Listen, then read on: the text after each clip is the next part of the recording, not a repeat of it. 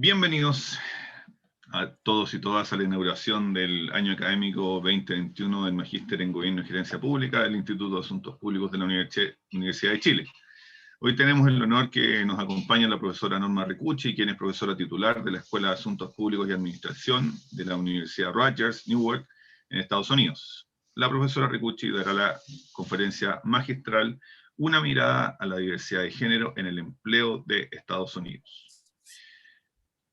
Durante la sesión, sus micrófonos se mantendrán apagados y no podrán reactivarlos, pero tendrán la posibilidad de escribir sus preguntas para nuestra expositora a través del chat de Zoom. Como hemos anunciado, esta sesión cuenta con interpretación en lengua de señas. Ustedes en sus pantallas podrán ver a la intérprete en estos momentos. Además, tenemos traducción simultánea del inglés al español. Al respecto, les pedimos que pongan atención a estas instrucciones. En la barra inferior de Zoom verán un icono del mundo con la leyenda Interpretación. Quienes deseen escuchar a la profesora Ricucci en inglés, por favor seleccionen ese icono, la opción Apagado. Quienes prefieran escuchar la traducción al español, por favor seleccionen la opción Español. Cuando anunciemos la intervención de la profesora, en ese momento se va a activar esa opción. Luego de estas indicaciones técnicas, le vamos a dar la palabra a nuestro director, el profesor Hugo Fruling, quien dará un saludo para inaugurar esta actividad. Muchas gracias, Cristian. Es un honor inaugurar este nuevo año académico del Magíster en Gobierno y Gerencia Pública. Este es un programa que está próximo a cumplir 25 años y que se ha destacado por su crecimiento bajo la dirección eficiente y entusiasta del profesor Pliskov. Actualmente se dicta no solo en su tradicional versión vespertina, es decir, después del horario laboral, sino que además en dos versiones ejecutivas de forma quincenal los días viernes y sábados. Contamos en consecuencia con alumnos y alumnas que pueden venir desde distintas regiones del país e incorporarse a nuestros programas de estudio, viajando a Santiago antes de la pandemia y hoy a través de una conexión virtual. Es importante que nuestro magíster logre reunir de manera creciente este interés de parte de los funcionarios de nivel gerencial de la administración pública chilena. Son muchos los que piensan que este los habilita para ejercer sus funciones en distintas áreas del trabajo social del Estado. Y en consecuencia tenemos una diversidad de profesionales que hoy día actúan en el ámbito de la salud, en el ámbito de los servicios educacionales y de otro tipo, enriqueciendo en consecuencia la experiencia que se da en el magíster. El programa se ha destacado también por atraer no solo a funcionarios públicos de Chile, sino que también a funcionarios de diversos países de la región, como Colombia, Perú, Haití, Guatemala, Argentina, Costa Rica, Honduras y Brasil, quienes encuentran en este programa una herramienta fundamental para avanzar en sus carreras en el sector público. En los últimos años, el magíster, con el fin de fomentar este intercambio internacional, creó la beca Osvaldo Zunkel, que cada año beneficia a 2 graduados de universidades latinoamericanas que tienen interés en su desarrollo profesional en el ámbito público. La trayectoria del magíster y los 25 años que tiene han colaborado para tener una perspectiva moderna de constante actualización en materia de los desafíos de la gestión pública y del liderazgo de equipos. Esta sesión inaugural refleja ese espíritu, al tratar un desafío vigente, creciente en Chile y el mundo, que es la interacción e integración de la diversidad y equidad de género en lugares que muchas veces tienen dinámicas y trayectorias históricas difíciles de cambiar, como ocurre en el sector público. Como director del Instituto de Asuntos Públicos, tengo el honor de saludar y de dar la bienvenida a la destacada profesora Norma Ricucci, especialista en estos temas, y, por cierto, nos quedaremos con mucho entusiasmo a escuchar sus palabras. Muchas gracias.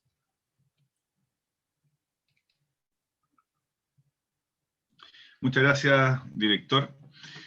Muchas gracias por sus palabras respecto del desarrollo del magíster y bueno, ahora me corresponde presentar a la profesora Ricucci.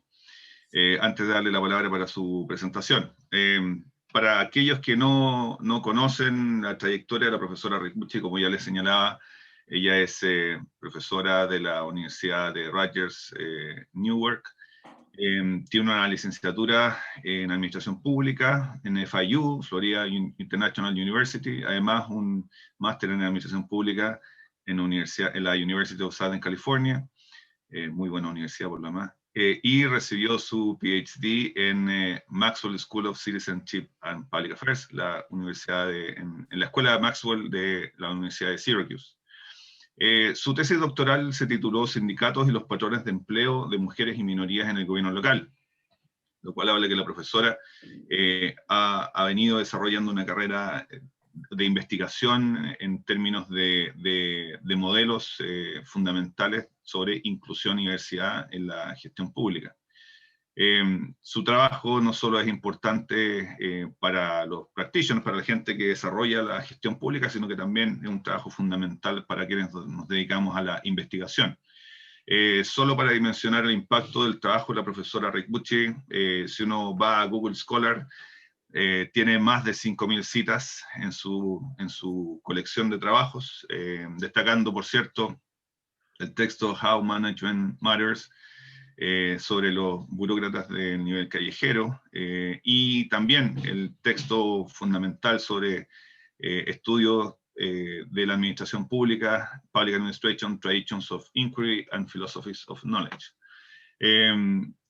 Creo que estos textos de la profesora, más los textos ligados a la diversidad, hablan de que la profesora ha hecho contribuciones fundamentales en 3 ámbitos de la disciplina: la gestión de personas en el sector público, la diversidad y equidad en la administración pública, y la reflexión disciplinaria de la administración pública. Destacar, dentro de los muchos premios que ha recibido, el premio de 2018, dado por la American Political Science Association, que se llama Premio John Gauss, que reconoce el trabajo en el ámbito de la ciencia política y la administración pública, que es algo muy propio también, muy consistente con lo que hacemos acá en el Instituto de Asuntos Públicos.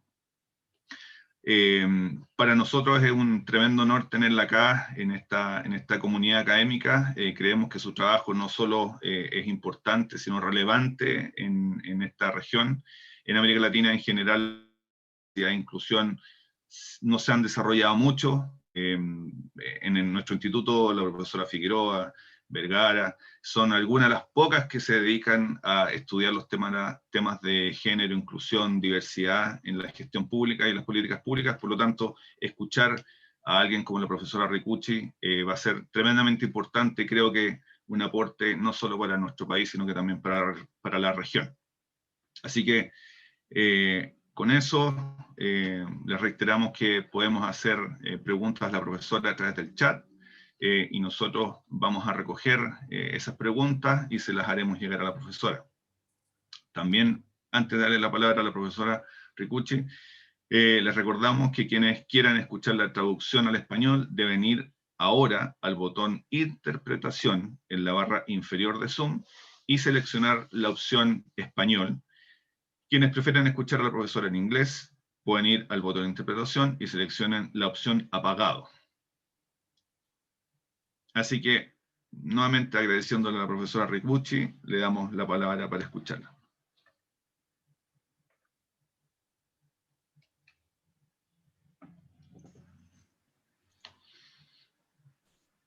Thank you. Thank you so much. Muchas gracias, profesores Furling. Voy a compartir mi pantalla en este momento y después comenzaré con mi presentación.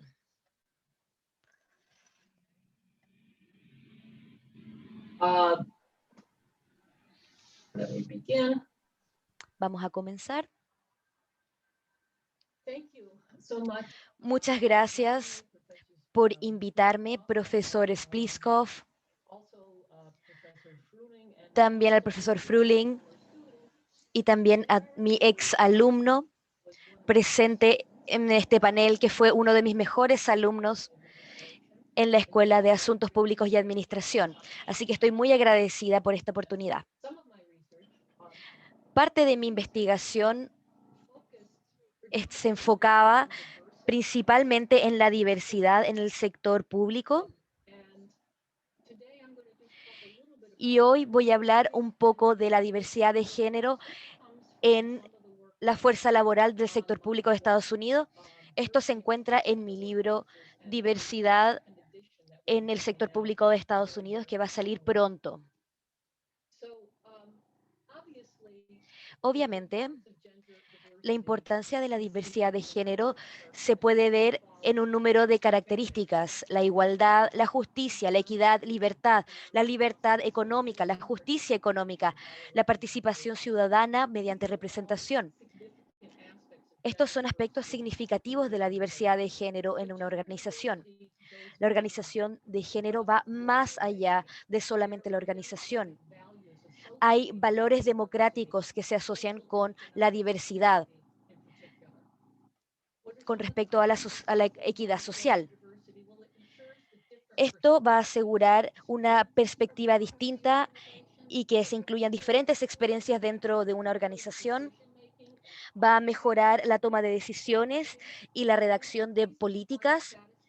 Aumenta la satisfacción del cliente con los servicios públicos, ya que nuestros clientes son mujeres. Parte de mi trabajo también se enfoca en más que las mujeres, así que les presento estas tablas y sé que algunas son características que quizás no se puedan aplicar en Chile, pero quiero hablar de todas formas de esto porque son importantes en Estados Unidos y en algunos otros países también. Tengo aquí una breve visión del empleo federal entre el 2015 y el 2019, tanto en diversidad de género y también en etnias y razas. Y estamos empezando a ver estas secciones desde un punto de vista más académico, ya que hace muchos años empezamos a hablar de la intersección de cosas como el tema racial y las clases y las orientaciones sexuales, la identidad de género. Y es importante observar estas cosas, especialmente en una sociedad heterogénea como es Estados Unidos. Y como ya saben, y esto es el caso en su país, pero en Estados Unidos hemos progresado en términos de diversidad de género, pero en algunos niveles aún. Todavía se queda en el nivel más bajo en algunos trabajos. Esta diapositiva básicamente muestra que se puede ver que los hombres se encuentran en posiciones superiores, los profesionales, los administrativos. Y estos son los trabajos que obtienen mayor remuneración, que se asocia más poder a ellos. Y no se encuentran tanto en los trabajos de nivel más abajo. Eso se guardan para personas de raza negra. Los hombres de raza negra, afrodescendientes, se encuentran a este nivel. Y la interseccionalidad aquí también es importante. Esto muestra que para los hombres afrodescendientes no se encuentran en estos niveles superiores. Si miramos a las mujeres, incluso para las mujeres afrodescendientes, se concentran en las posiciones más administrativas versus las posiciones más profesionales. Y entonces vemos cómo se presentan en la fuerza laboral, en los niveles superiores de la organización.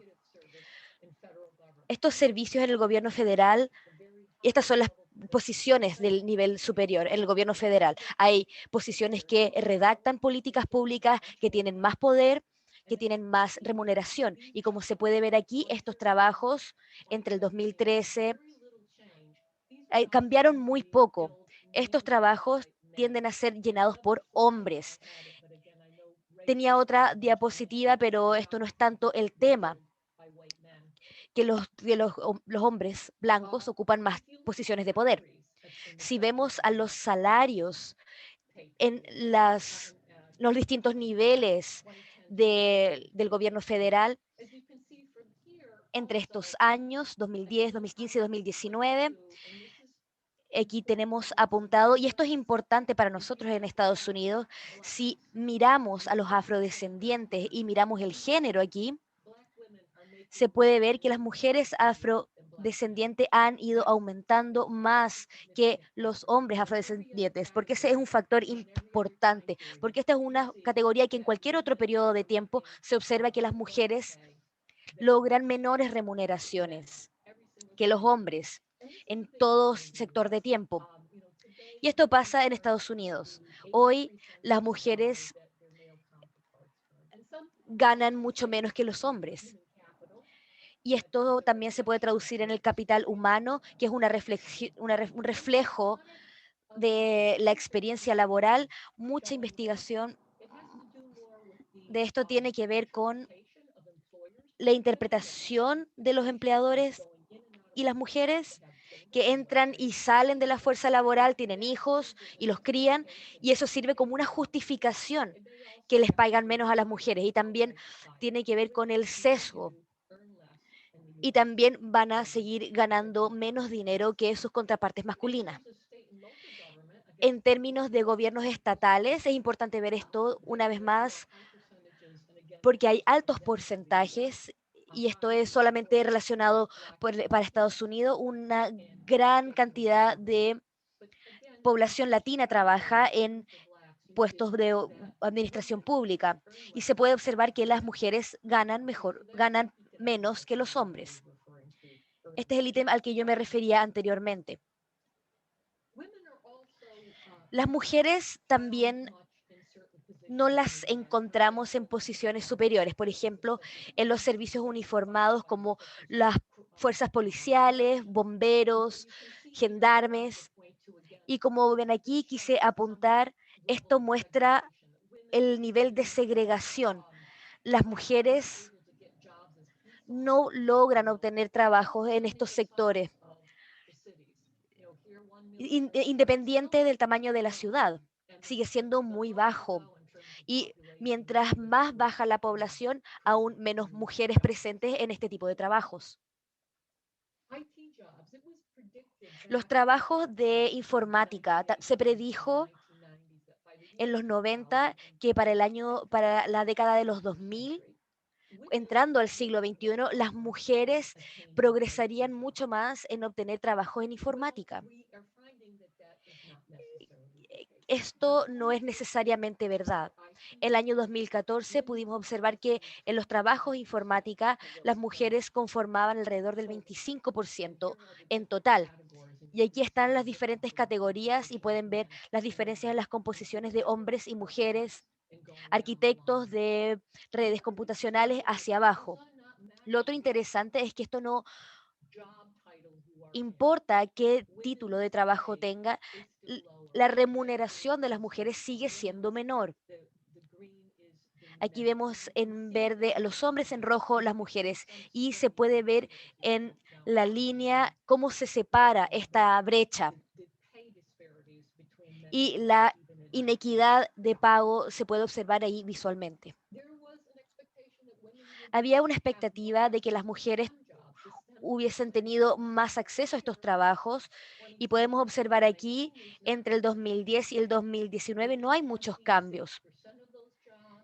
Las mujeres ocupaban 23% de esta fuerza laboral y para el 2019 hubo un leve aumento en las ciencias STEM.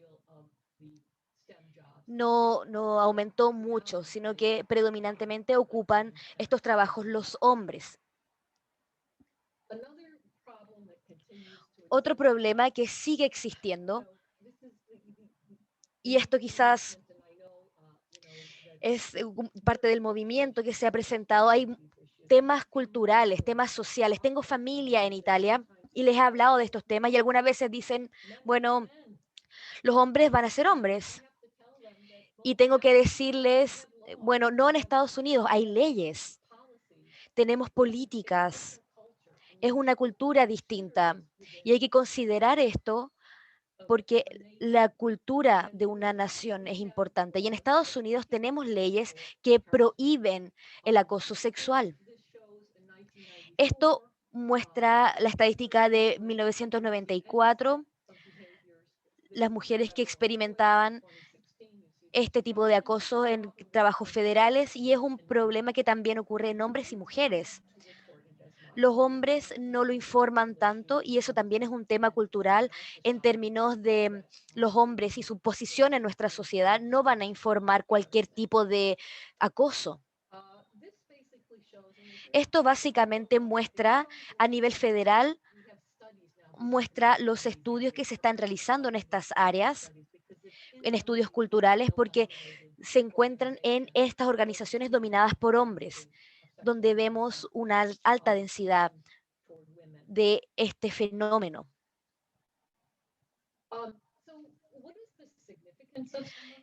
¿Cuál es la significancia de esto? La importancia yace en la gestión de diversidad. Si les preocupa la falta de progreso en mujeres y tenemos que pensar en estrategias que van a promover el empleo de mujeres, una de las cosas que suceden cuando estamos gestionando diversidad es que nos enfocamos en áreas particulares. Esto se llama inventario. Y esto es lo que presentamos como brechas de pago, segregación, tipos de ocupación. Estas son algunas de las cosas que necesitan abordarse en nuestro país. Estos son algunos de los otros temas que también deben abordarse también.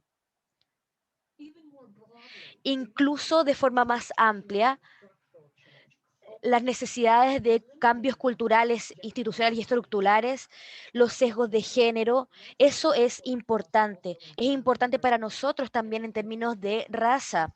Y de hecho, los cambios institucionales en Estados Unidos, donde los afrodescendientes continuamente son victimizados por la violencia policial, apunta a la importancia de un cambio institucional y estructural. Y también con respecto a las mujeres dentro de estas organizaciones. El compromiso desde arriba, como los alcaldes, los gobernadores, los presidentes, tiene que haber un compromiso hacia la diversidad y hasta estos objetivos de diversidad. Y esto tiene que ser general, tienen que tener metas y objetivos estratégicos de cada organización.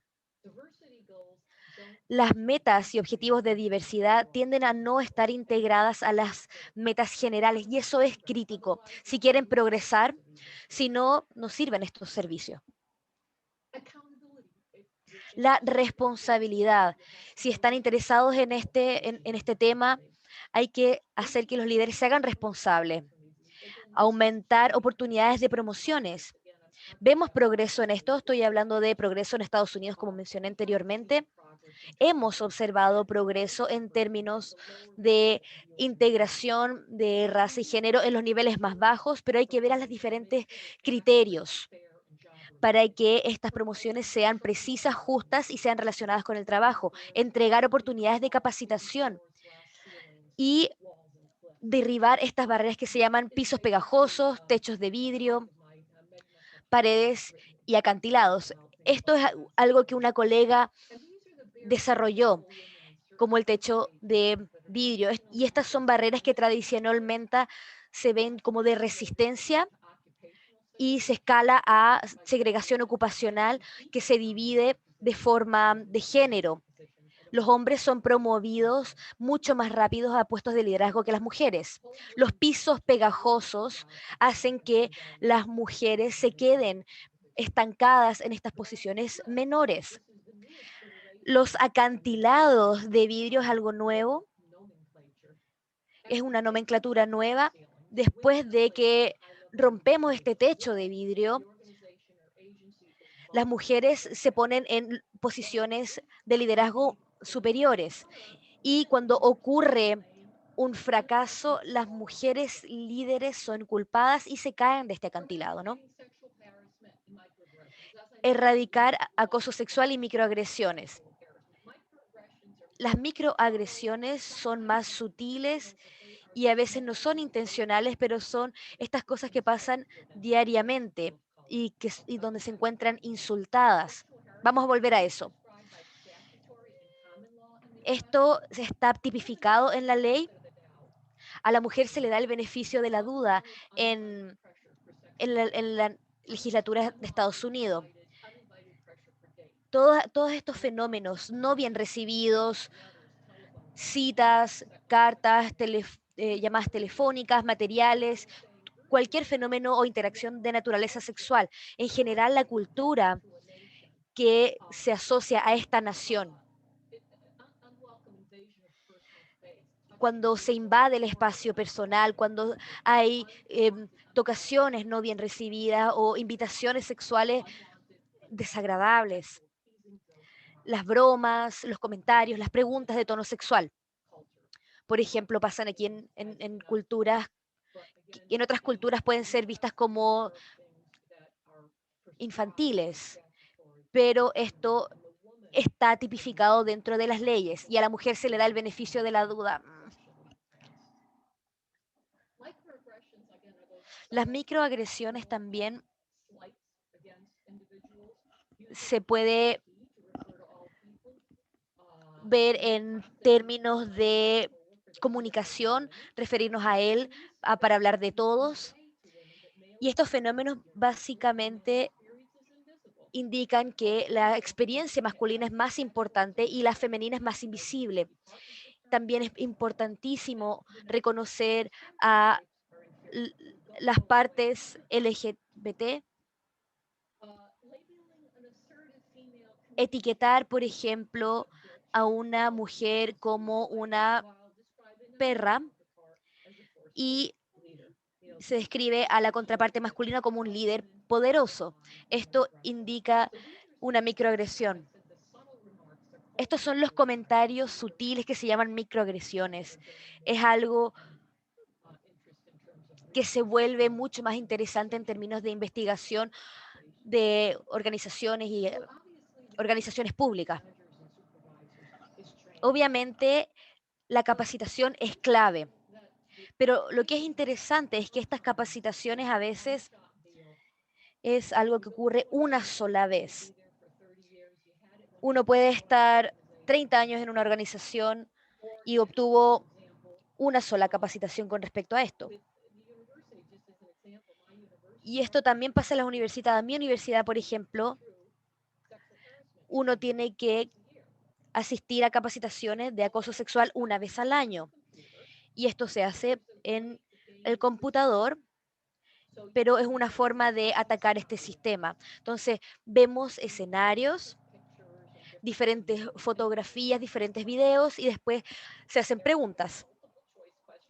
Son preguntas de opción múltiple, algunas son correctas, algunas son incorrectas, y si responden de forma incorrecta, se indica inmediatamente cuál es la respuesta correcta y cuál es la incorrecta. Uno puede volver a esto y ir hacia adelante, si es que saben cuál es la respuesta correcta. Y después se avanza. La capacitación de este desarrollo se asocia a fuentes que no tienen suficientes recursos. Y esto me gustaría indicar que esto es una de las cosas más relevantes en la mente de los investigadores y activistas sociales, sino que la capacidad y la capacitación.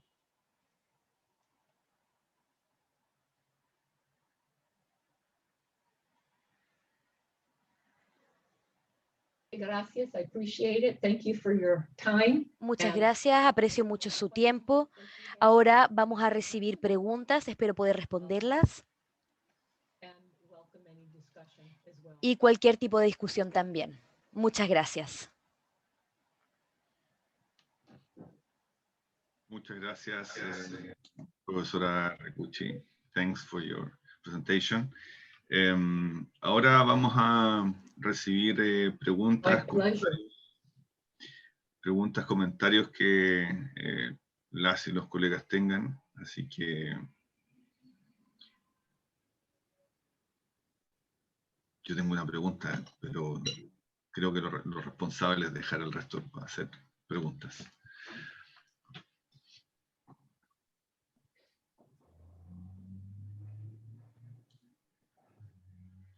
Ya, voy a partir yo mientras la gente se entusiasma con las preguntas. Voy a hacer la pregunta en español para que se pueda entender. Profesora, uno de los que hay que traducir al inglés para que la profesora pueda escuchar.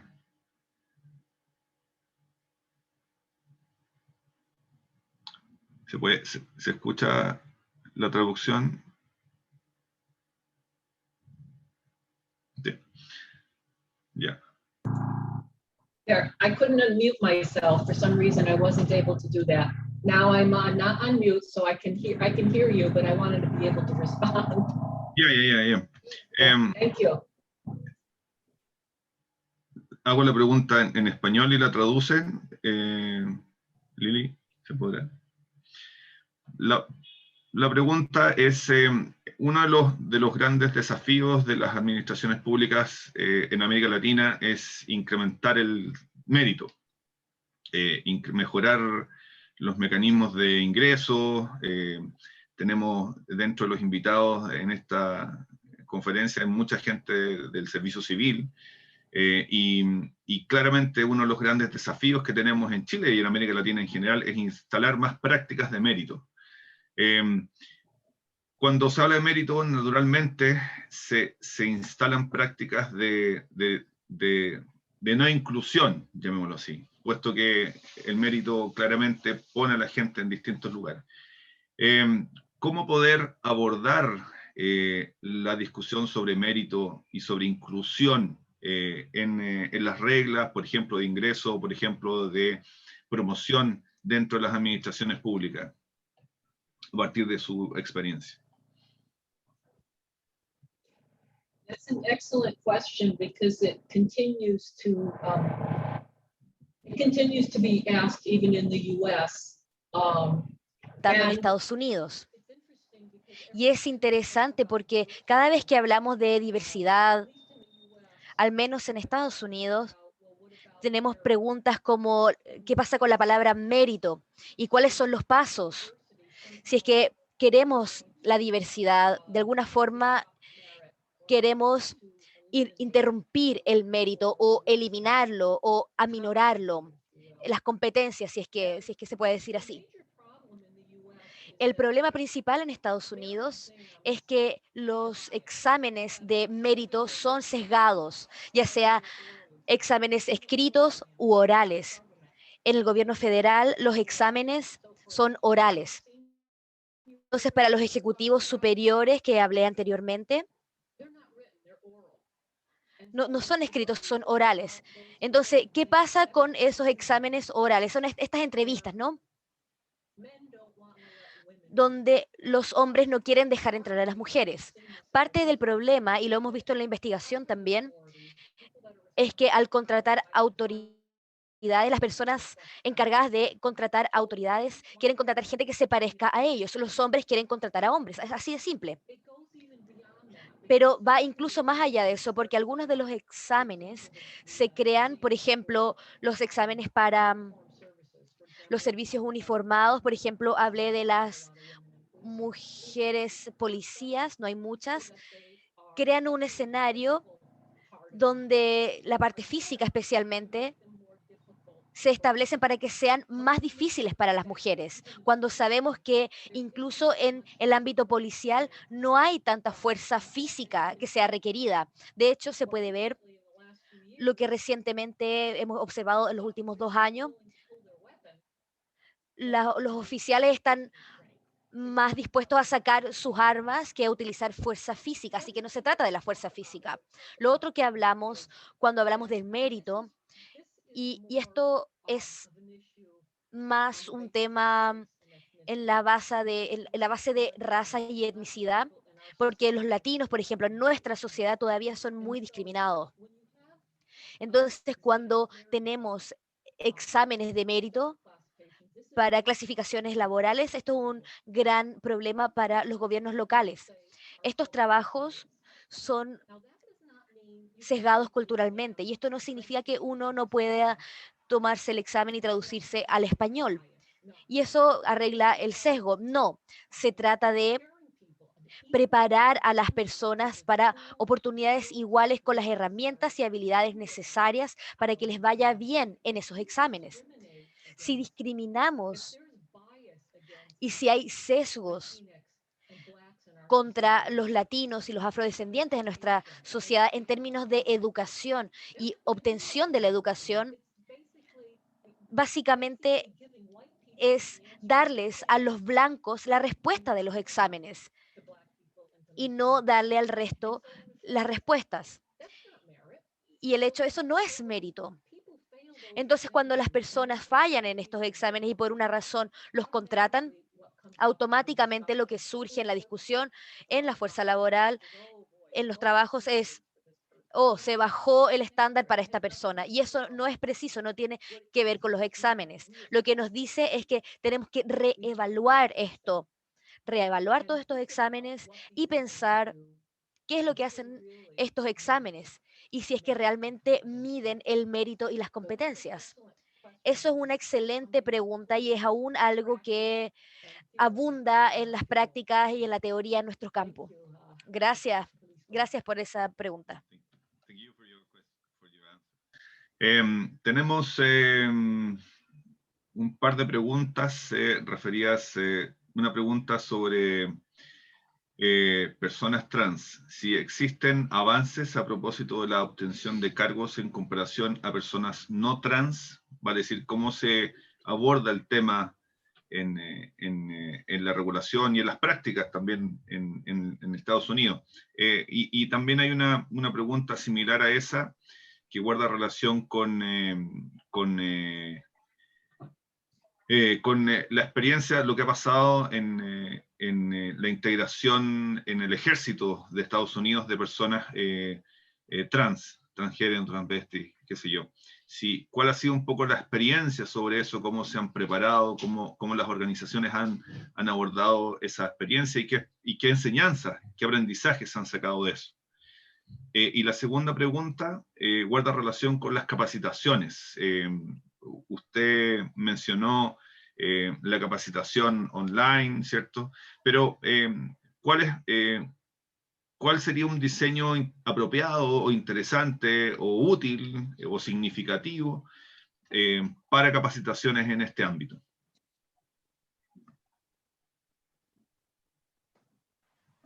Thank you. That's a very good question. Gracias, también son preguntas muy buenas. La primera parte de la pregunta, aún tenemos mucha discriminación contra las personas trans. Se pasó una ley y esto es una decisión muy importante porque básicamente dice que las leyes básicas de los derechos civiles incluyen a las personas LGBTQI. El problema es que esta acta evita la discriminación al principio de raza, nacionalidad y religión, pero aún así tenemos discriminación en esas categorías. Se puede tener esa ley y no ser implementada y no va a ser efectiva.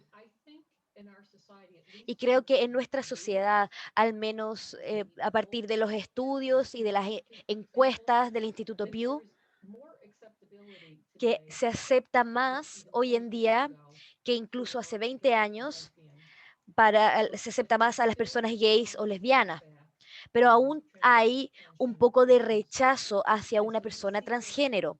Entonces vemos eso en la sociedad y lo vamos a ver en términos de empleo.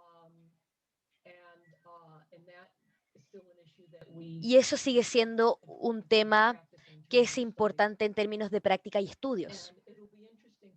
Y será interesante ver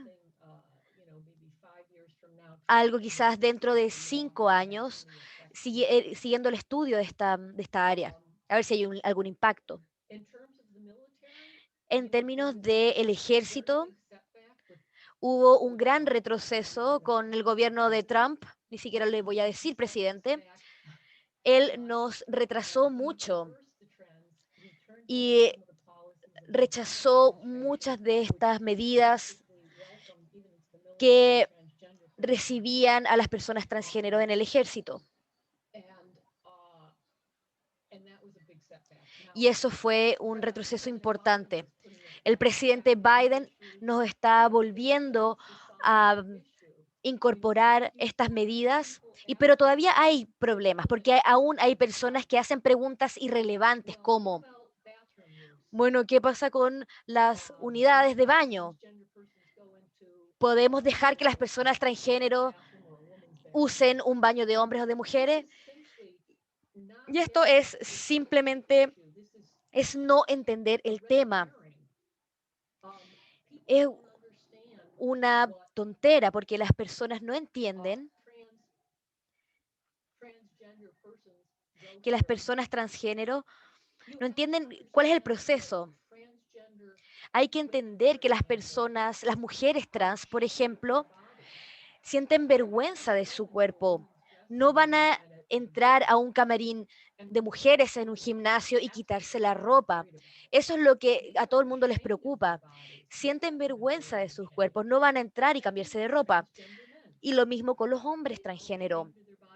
También les avergüenza su cuerpo, no van a entrar en un camarín de hombres y sacarse la ropa, no van a entrar a un baño y exponerse a sí mismos. Entonces hay tanta falta de comprensión, tanta falta de educación en las organizaciones que creo que las personas todavía no pueden comprenderlo en su totalidad. Y ahí es donde entra la capacitación. Pero porque todavía hay tantos sesgos y discriminación social, en particular con estas personas, no sé cuándo habrá un avance significativo. Como dije, a través de mi investigación hemos observado progreso en la aceptación de lesbianas y gays, homosexuales, pero no lo hemos visto con las personas transgénero. Y creo que eso va a tomar un poco de tiempo, desafortunadamente. Ese es el problema más importante. Y los religiosos blancos son el mayor obstáculo a nuestra sociedad porque son los que incorporan más dinero para evitar e implementar leyes que previenen la aceptación de las personas trans. Creo que la historia legislativa de algunas de las leyes que están intentando pasar, la acta de no discriminación del empleo, por ejemplo, se introdujo en los 90 y aún no hay una ley explícita. El acta de derechos civiles sí tiene unas interpretaciones en los tribunales, pero no hay una ley que proteja a las personas LGBTIQI. Pero cuando vemos la historia y los argumentos de la derecha religiosa, y como dije, eso es uno de los temas como los baños y estos temas extraños que no tienen nada que ver con el tema principal, el tema real. Es desafortunado, pero va a tomar un poco más de tiempo, desafortunadamente. La pregunta refería a capacitación. ¿Cuál sería un diseño apropiado para abordar este tipo de materias? Well, again, to me, Bueno, para mí tiene que ver con la comprensión de qué es lo que experimentan las personas transgénero. Existe la noción de que incluso desde una edad muy temprana las personas no se sienten cómodas en los cuerpos en los que nacen, que están abusándose físicamente como resultado de esto. ¿No penetra eso en la mente de las personas? Entonces, en términos de capacitación, creo que tenemos que básicamente abordar un entendimiento más básico de lo que es esto y cuál es la experiencia de una persona transgénero. Esto es un tema humanitario, es un tema de la humanidad. No se trata de la equidad, se trata de la humanidad de las personas.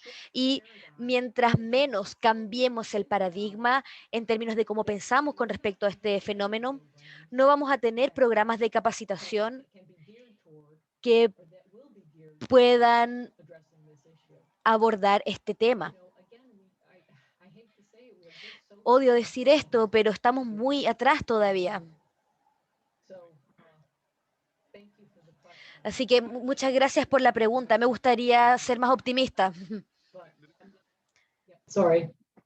Dos preguntas. Una sobre si el tema de género, de gender y de género y diversidad se podría incorporar dentro de una función tan relevante dentro de los estados como es el de la auditoría, del control de las instituciones públicas, o es un tema más cultural, a juicio de usted. Y lo segundo, a propósito de su rol más como académica, ¿cómo ve usted el rol que las universidades pueden jugar para incorporar el tema en la formación y de alguna manera aportar a la inclusión, pero formando profesionales y personas con una visión más inclusiva en estas materias? Good question. And I'll Buena answer the pregunta. first part first. Voy a contestar la segunda parte primero, Let me start with the porque no me queda clara la primera. Así que vamos a empezar con la segunda. again, this gets back to issues of Esto se remite a los temas de admisión de un programa, por ejemplo, las admisiones a un MPA que prepara a los alumnos para una práctica y también la admisión a programas de doctorados que prepara a las personas para estudios e investigación. La mayoría de nuestros doctorados entran a la universidad y se dedican a los estudios, porque estamos aquí en ciencias aplicadas y tratamos de unir la teoría y la práctica. Pero una vez más, volver al tema del mérito. Entendemos, por ejemplo, que no usamos los exámenes GRE para los programas MPA, que se usaba mucho. La mayoría de los programas hoy en día no ven ese examen, pero sí se requieren a los niveles de doctorado. Lo que sabemos, no solamente por experiencia, sino que por las investigaciones realizadas, que hay un impacto desproporcional en las mujeres y en las personas de color, especialmente en las áreas de metodologías cuantitativas. Y si las mujeres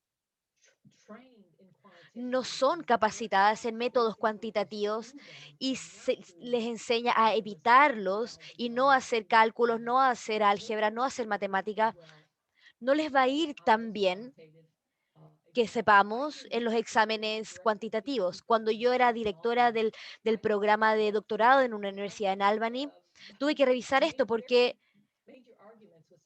tuve discusiones muy grandes con mis colegas porque veíamos los resultados de estos exámenes y los comparábamos con sus notas y no había una relación significativa. Entonces, incluso entonces, al hacer eso, algunos de mis colegas se resistían.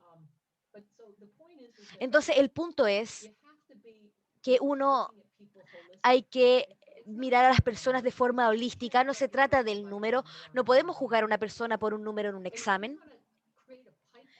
Y si queremos crear una vía para las mujeres y a las personas de color, afrodescendientes, latinos, hay que mirar a las personas de forma holística. No se las puede mirar como un número y decir, ok, cumplimos con este número, porque si no, los doctorados solo serían hombres blancos y serían educados para que les vaya bien en estos exámenes. Eso es lo primero. No estoy segura a qué te referías a la primera pregunta. Si es que las mujeres están preparadas para auditar trabajos, no entendí. No, lo que de hecho es una profesional de nuestra entidad de auditoría, preguntaba si es que si es que los procesos de auditoría, de análisis de las organizaciones podrían incorporar el criterio de género en su análisis de las organizaciones, en términos de eventualmente hasta plantear sanciones para quien dirige la organización, en términos de no cumplir ciertos estándares, por ejemplo, de inclusión, de diversidad, o más bien, al ser un tema más cultural, no debería estar sujeto a este tipo de controles.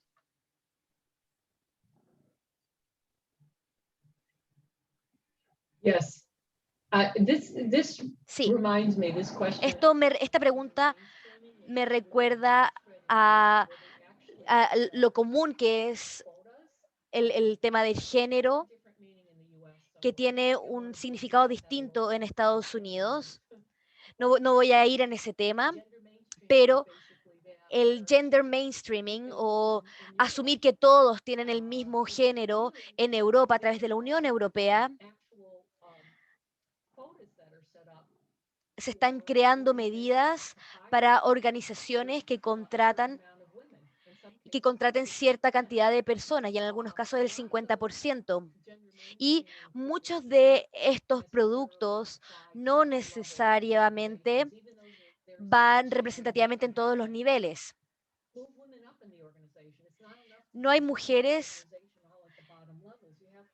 en todos los niveles. Hay que tenerlas en los niveles de tomas de decisiones, en los niveles superiores. Si queremos diversidad, no queremos que solo los hombres blancos tomen las decisiones y no tener el beneficio que las mujeres tienen, experiencia, conocimiento, somos inteligentes, somos apasionadas.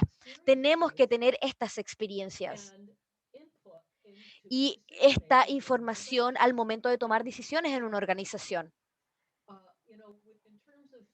Y en términos de ciertos trabajos, en Estados Unidos sí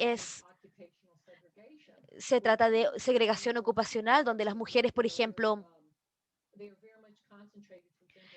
están concentradas en los niveles locales, por ejemplo, en trabajos de profesora. Esos son los trabajos para las mujeres. Pero, ¿qué pasa con los policías, con los bomberos? Esos son para los hombres. Y a las personas se les enseña a creer que ese es el caso.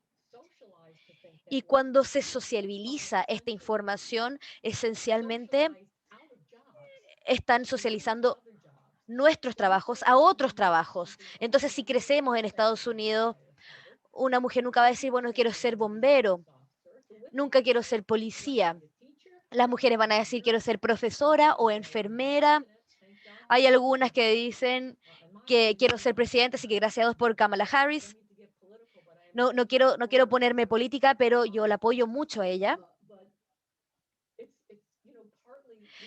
Pero este tema de la socialización y cómo se socializan los trabajos en la sociedad, si es que los trabajos requieren matemática y contabilidad y cualquiera,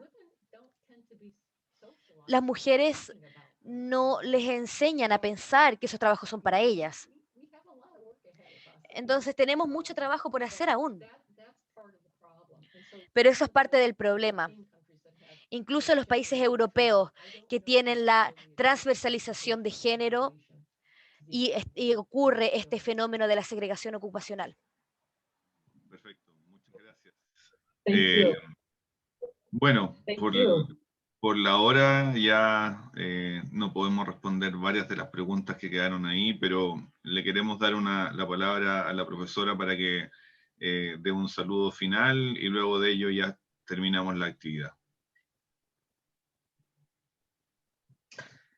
Well, it was absolutely my pleasure to Bueno, fue un tremendo placer estar aquí. Muchas gracias por la invitación. Estoy muy agradecida de poder hablarles a ustedes y a sus alumnos. Gracias a Javier Fuensalida, que fue uno de mis mejores estudiantes. Él fue superior en términos de pedagogía, en términos de capacidades investigativas y en términos de humanidad. Fue una excelente persona. Entonces fue mi placer estar aquí. Estoy muy honrada de haber recibido esta invitación y les agradezco.